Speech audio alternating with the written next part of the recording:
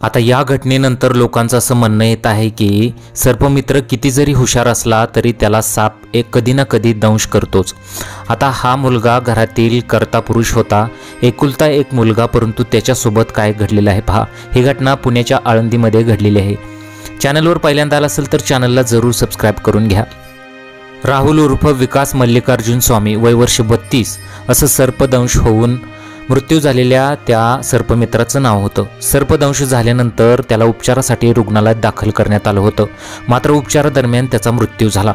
निर्जन स्थळी कोब्रा जातीचा साप सोडताना त्याच्या हाताला दंश झाला असल्याची माहिती समोर आली।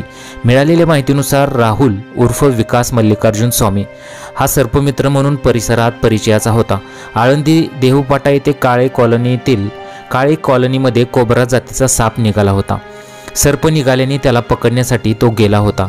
त्या सापाला पकडल्यानंतर त्याला एका सुरक्षित ठिकाणी सोडण्यासाठी तो गेला होता, मात्र साप सोडताना कोब्रा जातीच्या सापाने त्याला सर्पदंश केला। त्यानंतर त्याला तातडीने आळंदी येथील ग्रामीण रुग्णालयात दाखल करण्यात आले। तिथे त्याच्यावर प्राथमिक उपचार करण्यात आले आणि पुढील उपचारासाठी पिंपरी चिंचवड येथील YCM रुग्णालयात दाखल करण्यात आले, मात्र उपचारादरम्यान त्याचा मृत्यू झाला।